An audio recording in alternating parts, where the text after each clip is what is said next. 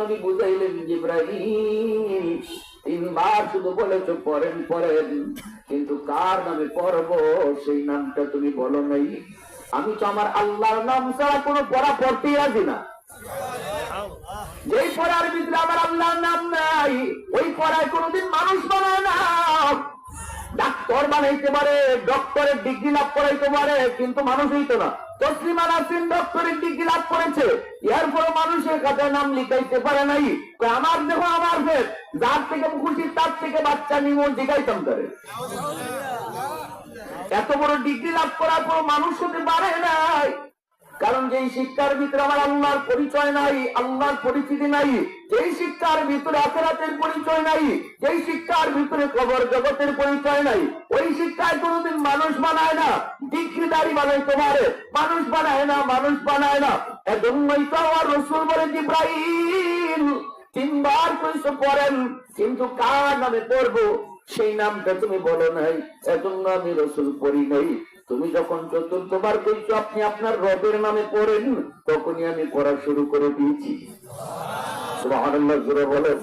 এজন্য আমার পড়া, আমার সন্তানের পড়ালেখা শুরু হবে আল্লাহর পরিচয় এই পড়ার ভিতরে রয়েছে। আমার সন্তানের লেখাপড়া শুরু হবে কোরআনের শিক্ষা দিয়া, আমার সন্তানের লেখাপড়া শুরু হবে আল্লাহর পরিচয়, রাসূলের পরিচয় দিয়া। আমার সন্তানের পড়ালেখা শুরু হবে মুসলমানি শিখাইয়া, আমার সন্তানের দিলের ভিতরে মুসলমানি ঢুকাইয়া। এরপরে যদি ডাক্তার বানাইতে চাও, ইঞ্জিনিয়ার বানাইতে চাও, প্রফেসর বানাইতে চাও, আমরা নিষেধ করি না, করব না। কিন্তু একটা কথাই বলবো, সবার আগে তারে মুসলমানের বাচ্চা বানাও। আর যদি আলেম হাফেজ বানাও, তাহলে নূরুন আলা নূর, নূরুন আলা নূর। যদি তারে তুমি হাফেজ কোরআন বানাইতে চাও, আলেম দ্বীন বানাইতে চাও, তাহলে তো নূরুন আলা নূর, এর উপরে কোনো সিদ্ধান্ত চলে না। কারণ আল্লাহ জমিন টিকায় রাখছে হাফেজের উসিলায়, আলেমের উসিলায়। নতুবা এই জমিনে যেই পরিমাণ গুনাহ হয়, বহু আগে জমিন আল্লাহ ধ্বংস করে দিত। এই জমিনে যেই গুনাহ হইতেছে, জমিন আল্লাহ রাখতো না। গুনায় তো সবসময় গজব টানে, গুনায় সবসময় গজব টানে, এরপরও গজব তেমন আসে না কেন?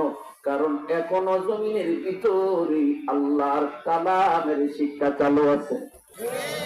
যতদিন জমিনের মধ্যে আল্লাহর কালামের শিক্ষা থাকবো, ততদিন আল্লাহ জমিন টিকায় রাখবো।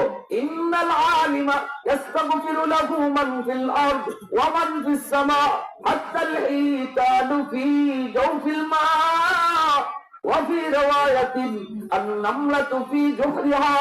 এজন্যই তো রাসূল বলেন, ও উম্মতের দল, তোমরা যদিও মাদ্রাসার কদর বুঝো না,